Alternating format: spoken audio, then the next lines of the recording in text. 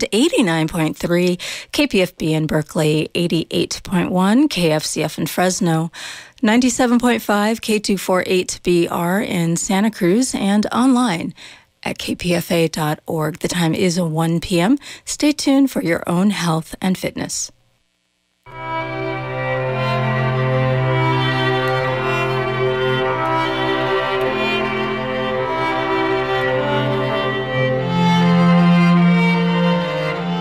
Welcome to Your Own Health and Fitness. I'm Lena Berman. Jeff Fawcett and I come to you weekly with a critical, independent voice on the politics and practice of health and the environment. Most people know that our health depends on healthy circulation of blood and emotions, appropriate hydration, a nutrient-dense diet, targeted supplements, a relaxed posture, exercise, movement, sunlight, sleep, and recovery. So it is with our eyes. Why believe that it's inevitable that we lose our vision as we age? Join us today as we hear about healthy vision, healthy body from a pioneer in body-wide therapy. Our guest today is Dr. Meir, M-E-I-R, Schneider. He's a PhD and an LMT. He was born blind. After studying the Bates method of eye exercises for 13 hours a day and adding in his own regime of self-massage and movement, his vision is now so good he proudly holds a California driver's license. His discoveries led to the creation of the Meir Schneider method of self-healing through body work and movement. The website self-healing.org has information on all his books, CDs, DVDs, workshops, and classes. He was awarded a PhD in the healing arts for his work with muscular dystrophy. So we're very happy to have you back on the show, Meir. I'm so happy to be on your show, Lena. I really am. Thank you. And I think that you will be surprised if you ever come and visit San Francisco. Maybe after you get rid of the first moment of fear, you'd be surprised how comfortable you feel if I will drive you from place to place. Oh, driving in your car. That's pretty funny. Okay. After the first moments of fear, why? Are you reckless? No, I think that you remember my vision in a different time of my life. Oh, sure. I knew you when you were very young. Yeah. Yeah. So, I know what a big accomplishment it is to have a driver's license, and they don't give them out freely. They're very strict about how. In fact, one of the ways that people discover that their eyes are beginning to age or change is because they go in to get a driver's license and suddenly, wham, they can't see the vision chart. Absolutely. To give people a sense of my personal improvement, I used to have 1% of vision when I started. That was corrected to 5% with glasses. And that is optimistic about what it was. Like that big E on the chart, if you put it about half a foot away from my nose, I would see it. These days, my vision is a bit over 70% of normal vision. And it used to be 55% until like 3 years ago. And it keeps improving and improving. And I'm very proud of it. And, there was an optometrist who looked at my eyes. And she brought her professor of optometry, because she's one of the best teachers of my work in Brazil, and she told me, Meir, you cannot see. And I said, wait a minute, Fernanda. I drove you to many different restaurants in San Francisco. I got fat as a result of taking you from place to place. How can you say that I cannot see? She says, as somebody who admires you and teaches your work, I know you can see. I brag about it all the time. As an optometrist, I'm telling you cannot see. Because 99% of my lens is scar tissue. Yeah. So it doesn't look possible, but it is. Well, then it should be a great, it should give hope to people who as they age, suddenly find themselves grabbing reading glasses. Absolutely. So that it may not be always so. Although, I myself have had I have a slight I was always very, very slightly farsighted, which was just an advantage, actually. But it wasn't until in my mid-60s that I'm using reading glasses when the light isn't very good. But I just, inspired by the conclusion of your book, which is Vision for Life, 10 Steps to Natural Eyesight Improvement, I said, well, wait a minute, let me see if I can read without reading glasses at all. And I can. I mean, it's fuzzy, but I can read. And I think, there are a lot of misconceptions like this, that you should put on glasses instead of reading with fuzzy vision or wear sunglasses. There are a lot of misconceptions about vision health. Absolutely. And, first of all, I'd like to compliment you because most people start to have the problem that you have in your 60s in their 40s. Mm-hmm. So you waited 20 good years before you got to the same place. But the other thing is, first of all, we can prevent presbyopia or middle-age farsightedness, first of all, by looking at the distance a lot and relaxing the muscles of the lens, the ciliary muscles of the lens. But we can also prevent presbyopia by doing the exact opposite. It's like weight lifting for the ciliary muscles. And this is putting huge letters right at our nose and looking at them, and then looking at normal letters from normal distance.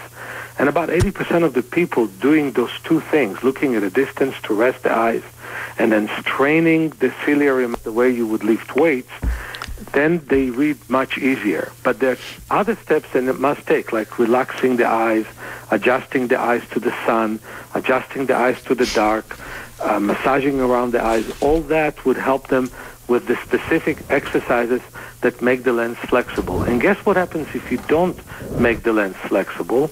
You get cataracts. Because if you just allow your lens to be stiff, it's just allowing your joints to be stiff. If they're stiff today, tomorrow they'll be injured. And cataract is basically, I would call it, it's not the right name for it, it's definitely not the scientific name for it, but you can call it arthritis or sclera of the lens, because the lens changes its shape out of being so rigid. And so if we strengthen the ciliary muscles and continue the flexibility of the lens, we don't get cataracts.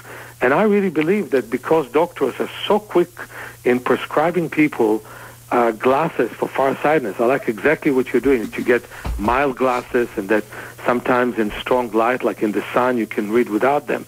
So you reduce the dependency of them. If people very quickly adapt to glasses and then they increase the prescription, what it means is that the lens becomes stiffer and stiffer, and the muscles that move the lens, the ciliary muscles, become weaker and weaker, and cataract can easily ensue. We can prevent basically 90% of the cataracts that exist if we just exercise the lens. Well, you're talking about exercise, and one of the linchpins of your work is the relationship between vision and your body, and its flexibility and capacity for relaxation. And you worked a lot as a physical therapist with people with extreme, ataxias and neurological diseases. Absolutely. And to talk about that, first of all, in my opinion, the first reason for most blindness in older age has to do with poor blood flow to the head. Yeah, it's circulation. Exactly. And what causes poor blood flow to the head is stiff neck. The more your neck is stiff, the less blood flows to the head. It's like, when when kids used to grab people's forearms and tighten them so you have pins and needles in your fingers. Well, the pins and needles are happening in your head if your neck is stiff. Right. And you cannot loosen up your neck without strengthening your legs and relaxing the rest of your body and mobilizing the rest of your body. So you cannot simply work on the neck on its own. And I think there was a statistic that have shown that English gentlemen that wear neckties have high incidences of glaucoma. And I think that lack of blood flow to the eyes, first of all, creates eye pressure. And second of all, creates most problems of old age. For example, in glaucoma, I think there's a problem of lack of blood flow to the optic nerve that creates withering of that nerve. And also, you have what's called bleeding in the retina, which happens to people in the central vision, which is a bleeding of the macula. And in diabetic retinopathy and high blood pressure, it leads to, you have bleeding in the retina that leads to all kinds of losses there. If you had more blood flow, 90% of existing blindness in old age wouldn't exist. So there are two issues here. One is exercise, and the other is to make sure that your nutrient density is good enough to encourage circulation, like lots of vitamin K, which protects the vessels from bursting. It keeps the all the vascular muscles around the veins and the arteries to have good strength.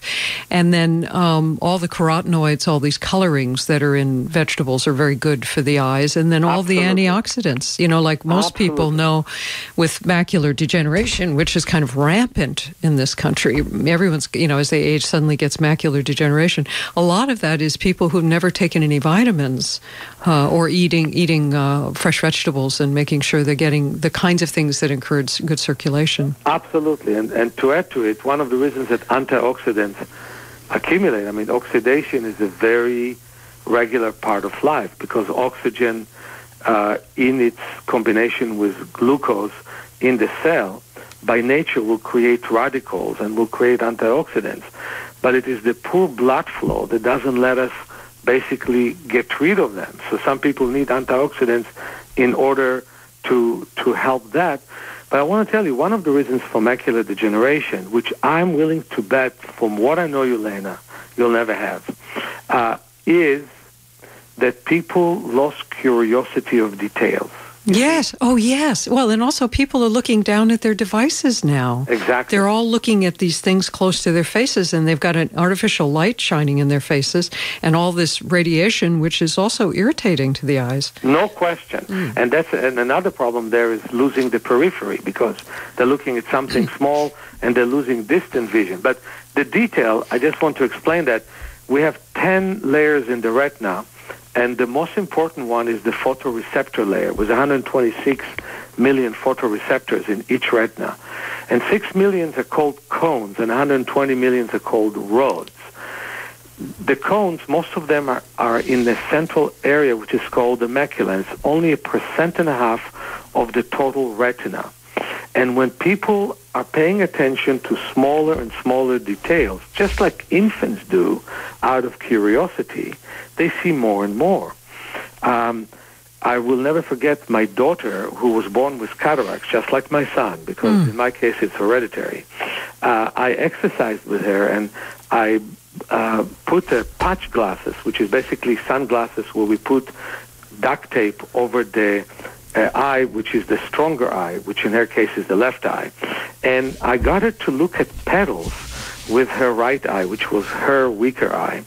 And I asked her, count how many petals you can count. How quickly can you count 200 petals? And it took her less than a minute.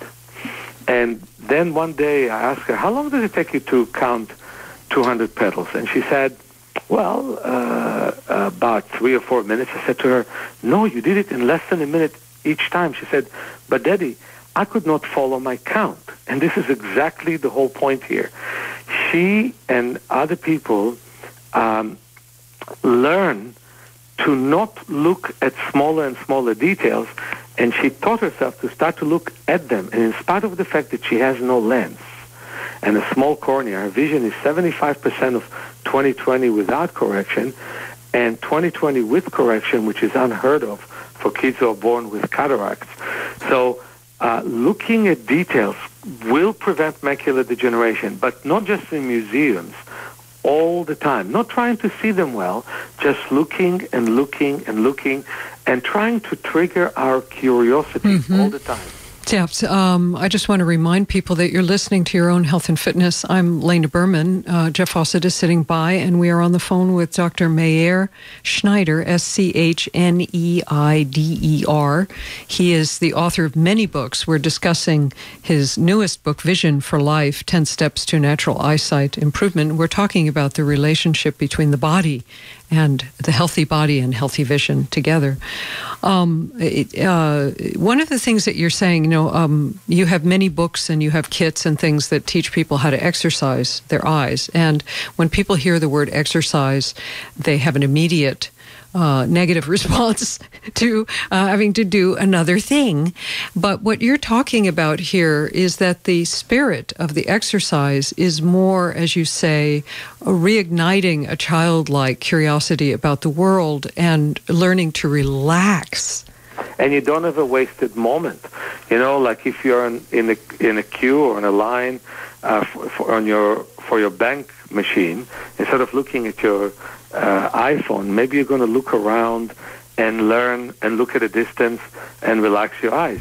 Before you use your computer, before you're going to put a lot of stress simply from looking from near, if you look at a distance for 4 or 5 minutes and wave your hands to the side to wake up your periphery, your eyes will be relaxed and it will be easier for you to use the computer for the first hour. And then every 10 minutes, if you're going to look at a distance for 30 seconds, you will relax from looking. What's going to happen is you're going to have more oxygen and you're going to be so much happier. And this exercise are life change. Lena, if you do this exercise, which are in Vision for Life, on which I worked for 4 solid years, it's a small book, but it has so much in it. If you would work on it, then the only vision problem you'll have when you'll be in your late 90s is that you're going to have to drive your friends to an ophthalmologist's office and deal with their vision problems. So what this is about is like you spend time and you increase your level of happiness and energy, and the result is that you don't have all the eye problems that your personal ophthalmologist predicts in the back of his or her mind that you'll have with time. Now, one of the things that you've mentioned here is that you were born with some congenital and inherited traits that damaged your eyes. But Jeff and I also believe that although we inherit something, it's like a blueprint, that it's our relationship to our environment, which is precisely what you're talking about here, that predicts how much those traits will be expressed. Absolutely. But, I also had surgeries. Yes. So I was born with cataracts, and I had 5 surgeries that created tremendous scar tissue. Exactly. And you're more than right. I could have read to you now a speech in Braille, but because of my devotion to life, because of my recognition of the power of nature, I really feel that I'm not Meir and you're not Lena, that both of us are guests in this world. Right. And the moment that we're in awe of this world and we in awe of nature and we're guests here, then we are starting to receive nature's power. And many people poo-poo nature's power. We're trying to conquer nature, but that is not the way to go. Nature has power to bring rains, and we just felt those, the storms. Nature has the power to bring the sun, to move the waves, and nature moves the blood within our veins and arteries. And the moment that you receive that power, all of a sudden your glaucoma goes away, your cataract is not forming, your glasses can be taken away. You just have to understand that you're a visitor, and it's not your ego, it's your connection to the world that heals you. And for that reason, you can assume on yourself the discipline of working on yourself. If I'm talking about a previous book, my book, Movement for Self-Healing, based on Self-Healing, My Life and Vision, I talked a lot about my grandmother's love to me. Mm-hmm. And I feel that her love made me feel that I'm worthwhile. Yeah, but because I felt that I'm worthwhile, I worked on myself. It wasn't for any other reason. Yes. Well, it's not everybody gets that gift, but I think that it's possible to have a dramatic turnaround if you can regard the gift of life as a gift, and if you can have that sense of discovery that you just described. I also think that we are intrinsic. We are made of the same thing as the things that we revere and love in nature. We're the same material, and it's a miracle. Our eyes are miracles. It's remarkable. So we have to take the time to understand how much we define nature in our normal lifestyle. So, for example, looking from near a lot, that is not what the human eye developed for a million years. We used to be hunters and, in a later stage, farmers. And we used to look far at a distance. That was our news. Today, we get the news from KPFA and the papers and whatever have you. But in the past, the news was what we saw at a distance. And our eyes were not meant to look so much from near. Now, I'm not saying change your lifestyle. That's impossible to be able to be competitive in the modern world that we have. But what we need is to balance it. Mm-hmm. So if you will take 8 minutes 3 or 4 times a day and look at the distance and wave your hands to the side to develop your periphery, you will see that many of the vision problems that exist today will go away.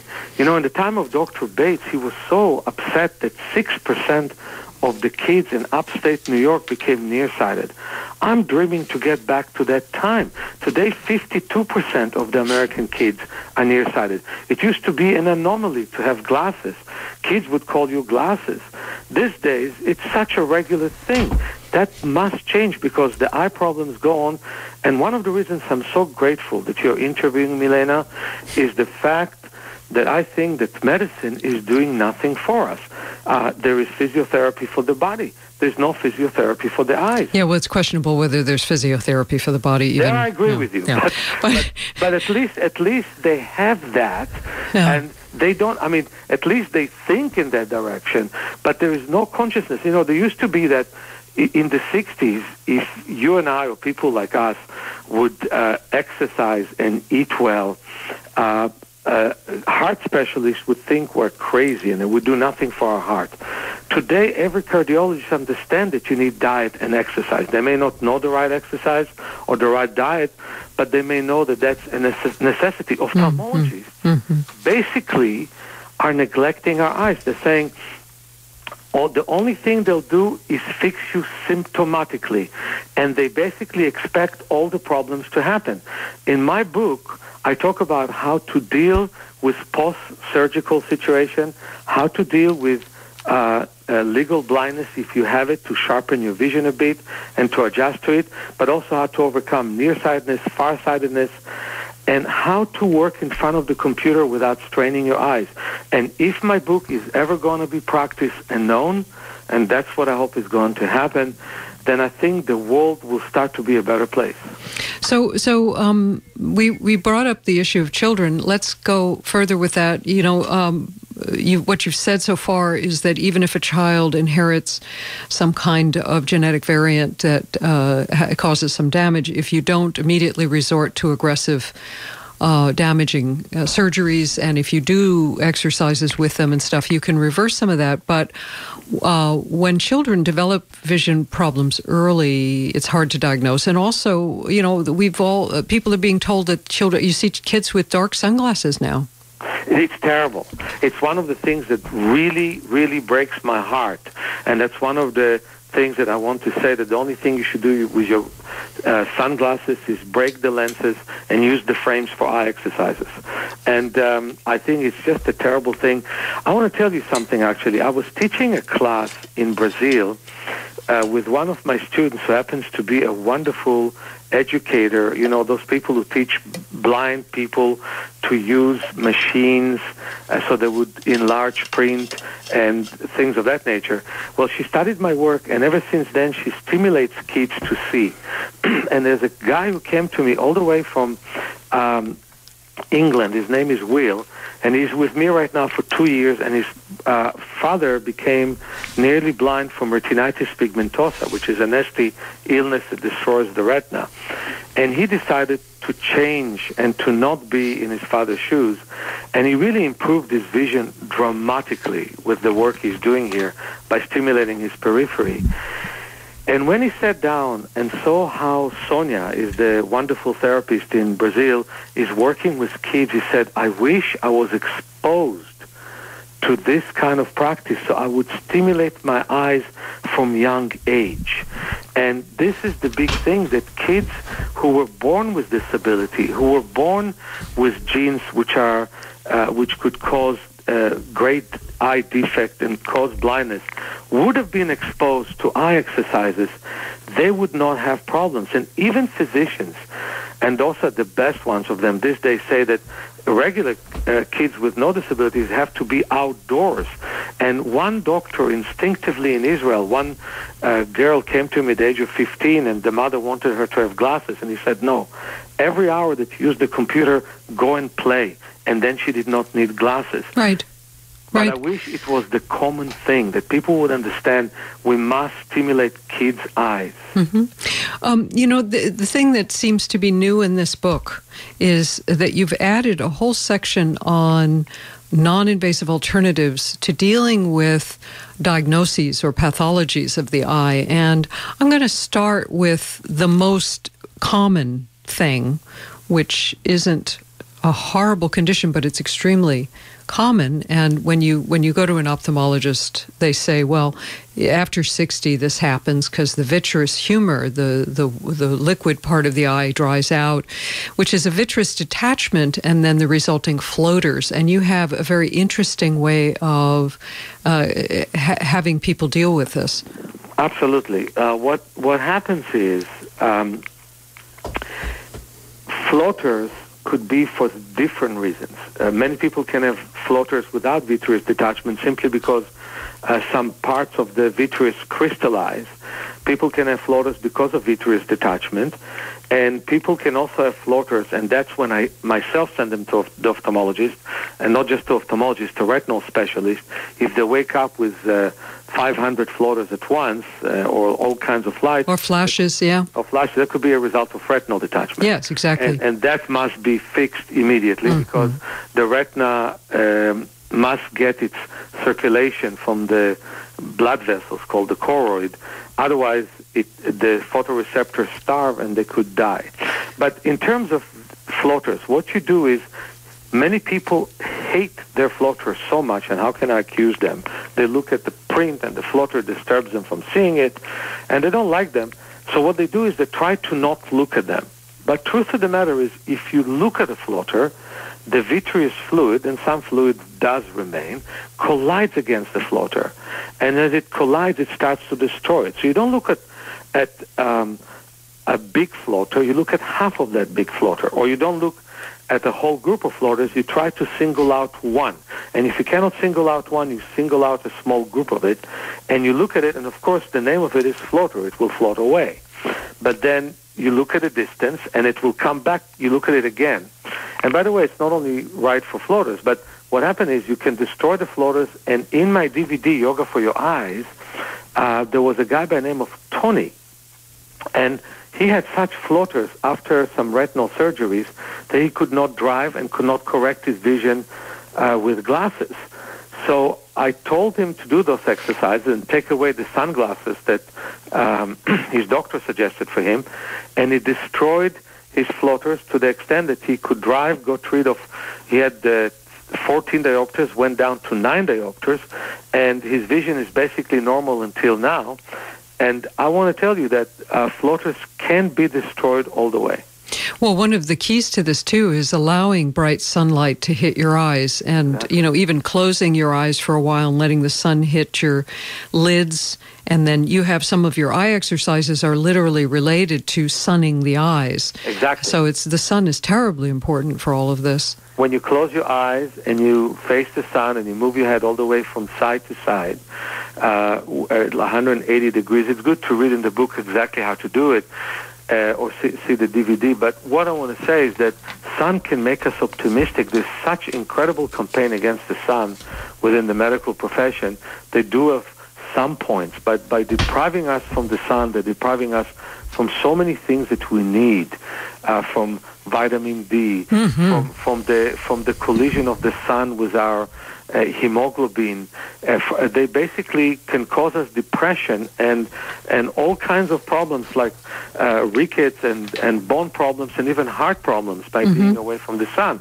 But if we adjust to the sun, not only do we improve our retina, but also our pupils constrict better. And so our vision becomes way better because pupil constriction is very important both for vision and also the pupillary constriction is mimicking the function of the relaxing part of the autonomic nervous system, the parasympathetic, and it creates a tremendous relaxation all over our body.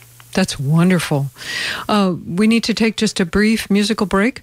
This is Your Own Health and Fitness. I'm Lena Berman. I'm joined today by Meir, M-E-I-R, Schneider, S-C-H-N-E-I-D-E-R, Ph.D., and he's also a physical therapist. We are talking about healthy body, healthy vision, and discussing his book, Vision for Life. If you would just stay with us, we're going to break for a little bit of music, and we'll be right back with the rest of this interview. I'm Lena Berman.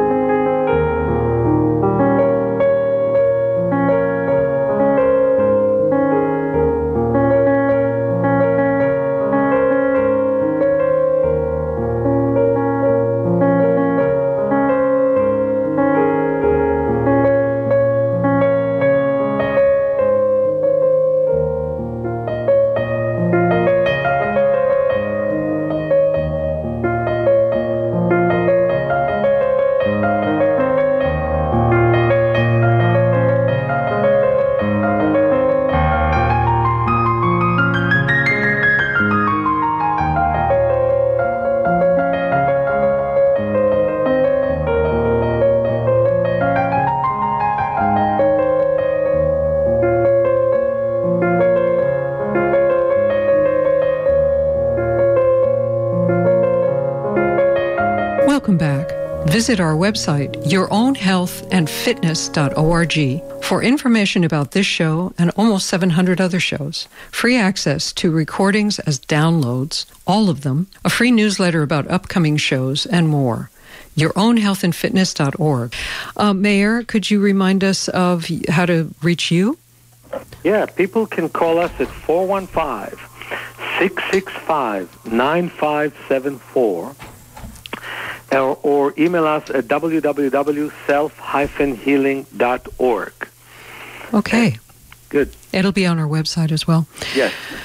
So, and by the way, I'm a friend of your show and a friend of KPFA, and in spite of the fact that it cost us dearly, we donated to your show 10 books. Yes, you did. And so did the, anyway, you did, and we're very grateful.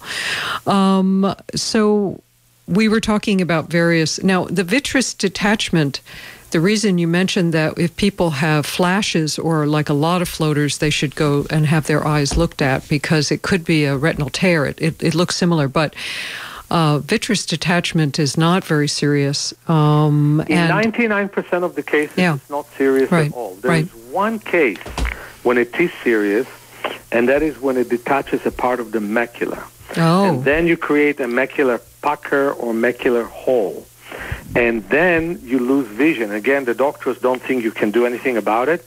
I got people back to 20/20 after this. And one of my main exercises was, normally it happens in one eye.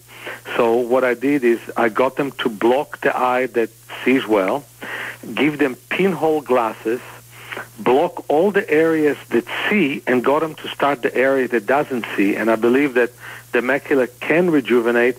This is against the common belief that it can't. You know, I want to tell you something. In Encyclopedia Britannica, they say that if you want to get the right answers, first of all, ask the right questions.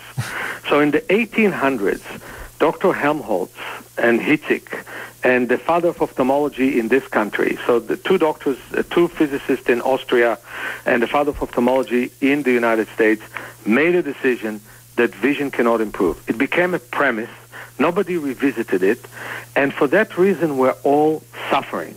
And I think that nobody asked the question, except for me and several other people who are in the cutting edge, did not ask the question, but if it can improve, how could it? And for that reason, I put those principles of natural vision improvement. Deep relaxation can improve your vision because it rejuvenates. Deep relaxation of the eyes. Tibetan yogis knew it for 1,500 years. Adjustment to lights can help the eyes. Looking at a distance, looking at details, paying attention to your periphery. I want to tell you something, Lena. You know how many people don't pay attention to their periphery? You talked about it today. Well, people don't pay attention to anything except what's right in front of their nose. Exactly. Now, let me ask you this question. If you sent a modern person to the jungle... Oh, we'd be in trouble, yes. Some of us might be. Well, because people don't listen either. They're not aware of their surroundings so much anymore, and it seems to be getting worse, which is one of the reasons I try to talk about it on the air. Absolutely. So it's so mandatory that we pay attention to the periphery. All the doctors do is check how you lose your periphery with time. But it's so easy to build it up, to open it up. For example, you can wave your hands to the side, and you can open them to such a distance that you can only see the movement. And if you close one eye, you'll see the hand, even not looking at it. So if you wave your hands to the side and you look straight, and you may not see the hand because it's so much to the side, but you sense the movement. Close one eye, you'll see the hand. Close the other eye, you'll see the other hand. Then open both eyes, and most likely you'll see both hands. So the point is, we can actually open up the periphery. And in the past, it was a wonderful alert system. You knew that some leaves are moving somewhere because there's an animal out there. Yeah. And you would then look at it and know what to do about it. Mm-hmm. Yeah, no, you're absolutely right. Now, we talked about the fact that cataracts, you found that you were able to correct your children's cataracts without surgery. Is that correct? No. My they did have surgery. The surgery. Okay. But most kids who are born with cataracts and have the surgery, their doctors are proud to say see 2100. It used to be that they saw 2400 or less, and so cataract from birth was the main reason for legal or complete blindness. Today, many few of them are. But my son sees 2015 with correction and 2040 without correction, without his natural lens. And my daughter sees 2050 without her natural lens and 2020 with correction. And they're the best cases. They're their charts and the charts of everybody else in the world. And that's why their physician gave me an incredible letter of recommendation. He's known as the best pediatric ophthalmologist, Dr. Hoyt from UCSF, and he basically said that my work must be critically reviewed because you have never seen cases like mine. But as people age, cataracts seem to appear, as you mentioned earlier in the show, because of misuse of the eyes. Exactly. So they can be prevented, and the eye exercises and the sorts of relaxation exercises will help. Now, diabetes and retinal tears and detachment have a relationship, and you might want to talk about that briefly. Well, the relationship is poor blood flow. The secondary condition of diabetes is poor blood flow, and retinal tears quite often happen when the eyes are very stiff and also when the eye is very nearsighted, very myopic. And it's quite possible to reverse what's called high myopia. You know, not people who just have 2 or 3 diopters, but they have 10 or 15 or 20 diopters. Then the eyeball becomes very, very long because the vitreous fluid filled in and made it long. And I think that one of the worst things that happens to us is that even if our eyes are red and tired, people will ignore them. They'll keep reading because they have to finish the document. They'll keep reading because they have to review something before tomorrow. And what happens is, if you don't give the eyes the proper rest, with time, you actually destroy the eyes in many ways. One of them, the eye becomes longer.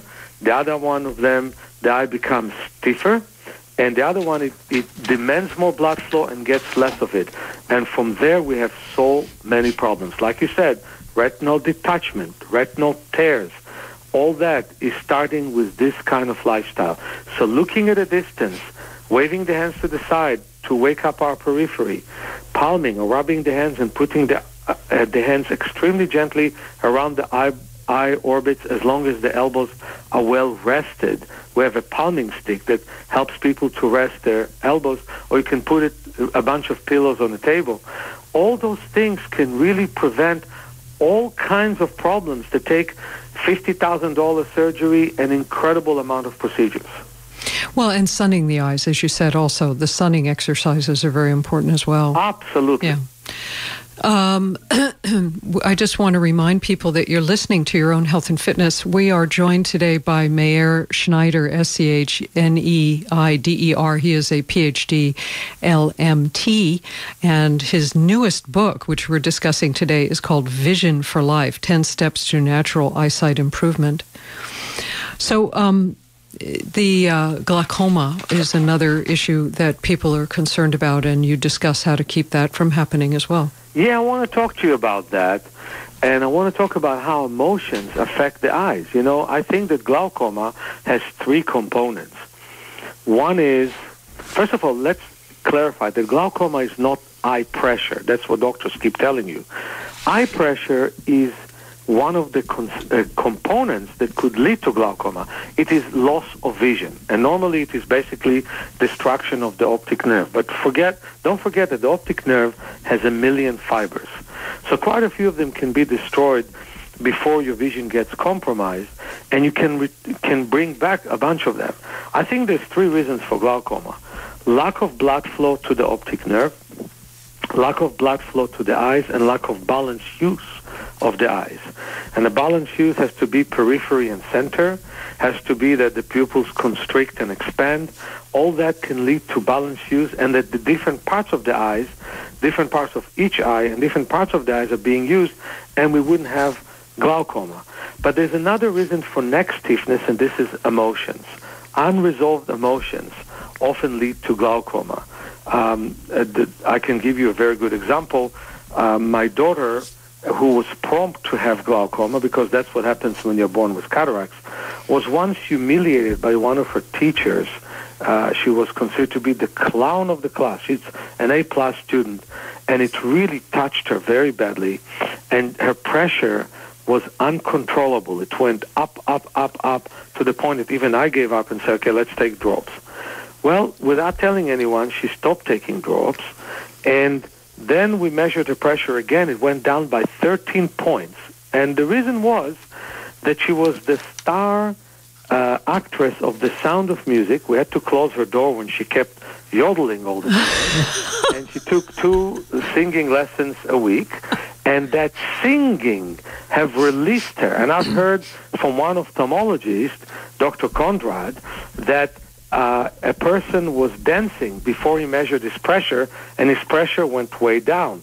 And that's one of the reasons in my preface I said, you don't really have objective tests. If you want to know exactly how your pressure is, ask your doctor to allow you to sing, to dance, maybe to meditate or pray before he tests you.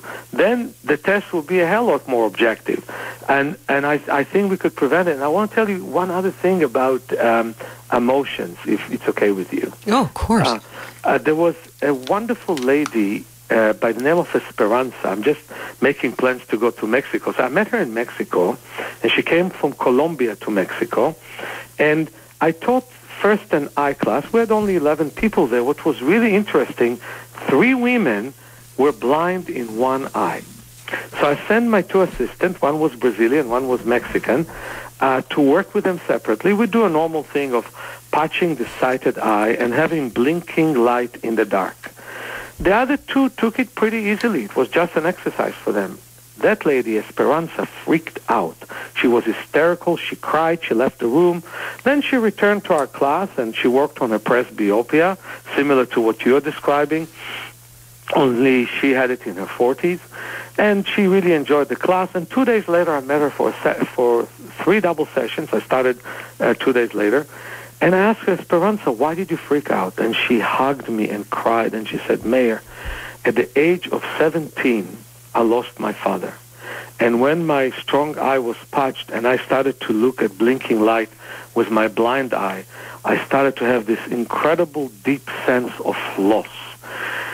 And I let her cry and hugged her, and then we started to do work with her, and we continued that same exercise. We found that she can only see the light from the right side of the right eye, so we patched that beside patching the left eye, and we started to stimulate in the nasal area. And after that, we exercised with her outdoors, and lo and behold, she started to see letters with that eye, which you could not see before. My apprentices nearly fell down from incredible surprise, and so was her husband, and so was she. And when we finished the 3 double sessions that we had, beside the fact that the husband told me that any time that I will come to Colombia, I have a house to stay in, she told me, Meir, you know, for 7 years, I felt like an unsafe driver because my left eye sees 20/20, but I had to always move my head to the right to see what's there. And now I have weak vision centrally, but I have full peripheral vision with my right eye, and I feel like a safer driver, and I feel like I have a new life. And that was her 47th birthday gift. So for me, it was one of the most touching cases, and I just want for everybody to understand how much emotions affect your eyes. In her case, her retina is so detached and so out of place. I look at the picture, no ophthalmologist would think that she could even see light. And maybe they would accept that she sees some light in the dark, but nothing else. And here she built up enough vision to see some letters. Do you know what esperanza means in Spanish? No. It means hope. Oh, nice. Yeah. Esperanza, yeah. Esperar is the verb to hope, or to wait and hope. Yeah, I feel after all these years of working with people myself, it's been over 20 years, that if people could find a way to calm down and relax, that their health problems, most of them would resolve. Not all. I mean, obviously, there's work to do on just maintaining a body, especially if it's been wounded in early childhood. But it really is a question of retraining your parasympathetic nervous system, and it's very hard these days for people because the new technologies are very hyper arousing. So people are very zippy and racy now. Oh, there's no question about it. Because what happens is, many people have sad moments, okay? We all have one or two in our life. Or they happen appropriately when something happens that's difficult. But then if there are unresolved moments, that's all different. Because when things are not resolved, then the body deteriorates. And one of the things we have to do is to resolve our inner conflicts, or our conflicts with the world or with people that we so much feel a part of. So resolving is such an important thing. And I'm saying it because I can give you the best example, and this is a kid that had retinal detachment, and doctors reattached it, but when he woke up, he didn't find his mother, and somehow he needed his mother's. And of course, doctor kept her out of the surgery room, and he immediately lost the vision he gained from the attachment. And this is one small example, and there's so many examples that I have where basically when a wife dies and situation was not resolved, if you already had glaucoma, it will become worse. And if somebody dies, but there's just great sadness, and that may stay with you for the rest of your life, but there's a peace with that person, you're not going to have symptoms in your body. And you just said what I was about to ask you, which is that sometimes things are, as you live longer, you lose things. I mean, you lose people, the world changes, and there's a lot of grief and loss along with aging, although there are other things that you get too, but some things are hard to recover from. But I think what you just said is correct, which is to find some way to find your peace. And for some people, it may mean moving or changing their lifestyle. Sometimes it takes a radical change, but part of what you said seems very powerful to me, which is that you change the relationship you have to the situation so that you're able to find some peace. A few years ago, I met a guy who was 101 years of age. And he was actually a patient of Dr. Bates when he was 17. in this country. And his daughter died when she was 62, and after that he got cataract. And after that his vision was really terrible. And so he came to me with a wonderful optometrist in Israel, and we started to work with him. By the way, now he's 109, and he's doing pretty good. And we worked, and he said that I was the best therapist he had. I believe Bates was better, but he thought I was. And he kind of felt a resolution within himself, because I cannot even imagine how terrible it feels to a father to lose his daughter when she for somebody in his late 90s to lose somebody in her early 60s looked like he lost somebody very young. And somebody he loved so much. But, the fact that he met me and did something so positive, just the action itself caused him to have a sense of some resolution, and he was able to start to read again. Wow. So a part of what we're talking about here is the full nature of our health and our capacity, that our capacity, as Dr. Fawcett often talks about, our capacity is what our health really means. And the reason for maintaining movement and relaxation and exercise as a daily practice in your life is because it increases capacity. You said the right thing. Basically, our potential is huge. And the people who actually tell us that we don't have any chance to do better, and that is even if your vision is 95% of 20/20, you go to a physician and he gives you glasses. It's a sin. Mm-hmm. I think that if you got my book Vision for Life or worked in my classes, one of the things that you will find is that you quickly can improve your vision. And I know of one lady who passed through a nasty time in her life, an ugly divorce, and she saw the whole world through a veil. and people told her, go to an optometrist and get glasses because the vision was fuzzy. And what happened is she decided not to do it. So she saw fuzzy for 2.5 months, and 30 years later, her vision was still clear. After 2.5 months, everything cleared out, and it remained that. You should probably say something about corrective lenses, because you feel very strongly about them, but it's very valuable to understand what your position is, what it's based on, because you make some very important points. Yes. To begin with, when somebody gives you corrective lens, it means he doesn't believe you can improve your vision. Just imagine, Lena, that somebody just have weakness. Let's say he lied in bed for about a month because he had some illness, and it's hard for him to walk. The last thing in the world you should do is give him crutches to walk with, because you may keep him with those crutches. You should send him to water exercises and to do with him the exercise that's work for him until he can walk without them.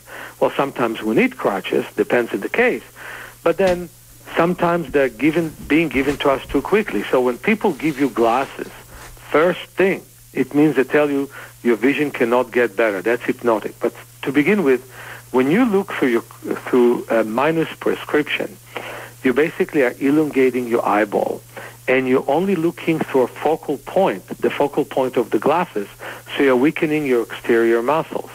Now, with contact lenses, you don't weaken your exterior muscles. You still look through a specific focal point, but the eye should reject everything that is external. And the only way you stop rejecting it is by weakening your immune system, the immune system of the eye, and then the eye is prompt to any insult and injury, and you don't have as much oxygen. Now, LASIK is the worst thing that can happen to you, because basically doctors are making glasses out of your cornea, and the cornea is your first defense mechanism. As a result of that surgery, in the future you can easily have retinal detachment. And the other thing that I want to say about that is that there are no shortcuts to permanent good vision. If your vision got weaker, work on making it stronger.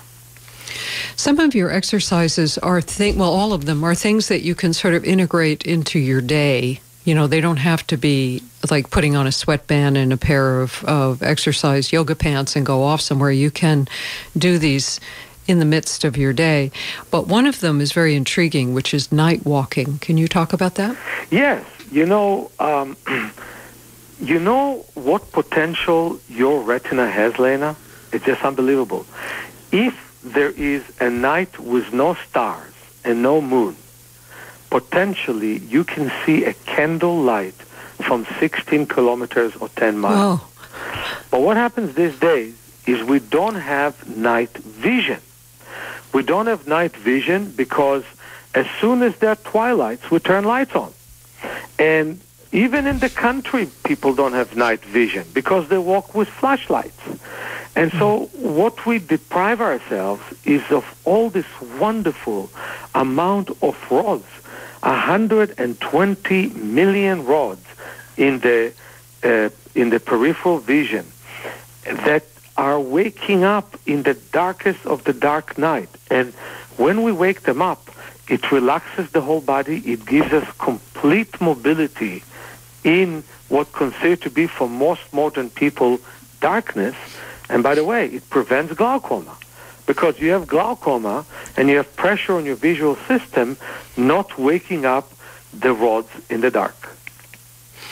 So you're literally telling people to go out and maybe, I mean, it must be at first, because, people drive at night and there's lights coming and hitting your eyes, and it's very difficult to see when you're driving at night. So it's irritating, because the eyes, as you say, lose their flexibility, the retinas, right. The pupils.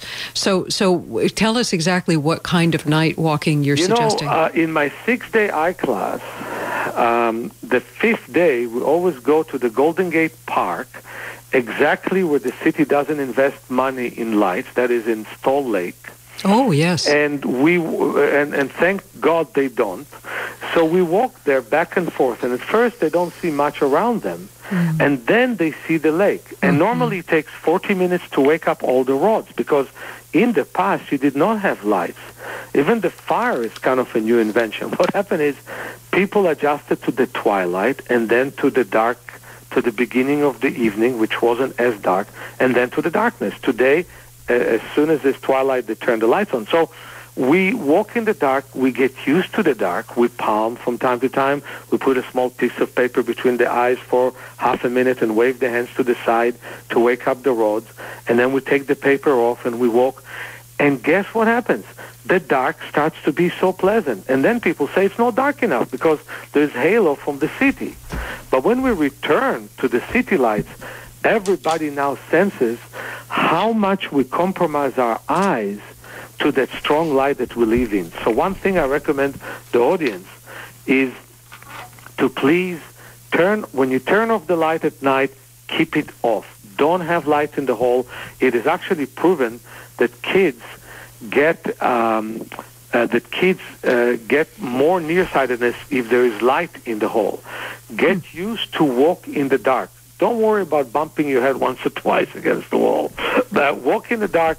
Get used to the dark as you walk to the bathroom, and things will get better. Now, where you live, if I understand, Lena, is in a nice place. You live in Northern California. Well, we live in the woods, and there's a little less light pollution here. We're actually poised to move to a really remote area where there will be no external light at all. Wonderful. So when you do that, do yourself a favor and do me the same favor. Yeah. Walk in the dark, wave your hands to the side, and get used to the dark.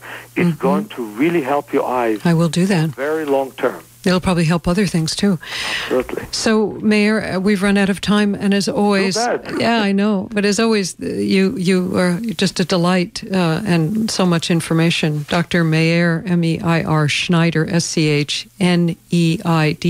Ph.D., and L-M-T. His websites are going to be linked on our website, yourownhealthandfitness.org. His newest book, Vision for Life, 10 Steps to Natural Eyesight Improvement. Thank you so very much for this interview. Thank you, Lena. You did me a big favor. I spent 4 years on this book, and I want the whole world to work with it. Okay, thank you so much. Bye-bye. Bye-bye for now.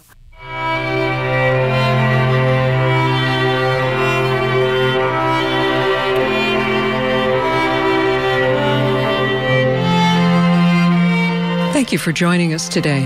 Visit our website, yourownhealthandfitness.org, for information about this show and almost 700 other shows, free access to recordings as downloads, all of them, a free newsletter about upcoming shows, and more.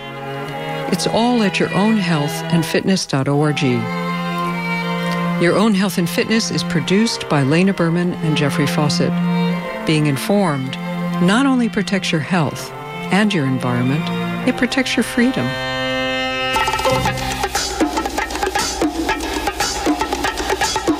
Do you have a yearning to tell stories from your community, investigate critical issues of the day, and broadcast underrepresented voices? Would you like to be part of a lively, supportive community, learning media skills in radio, podcasting, journalism, and social media? KPFA's First Voice Apprenticeship Program is welcoming new members to our intergenerational program to train women and people of color in broadcast skills. You're invited to join us. To learn more or to apply, go to kpfaapprentice.org or give us a call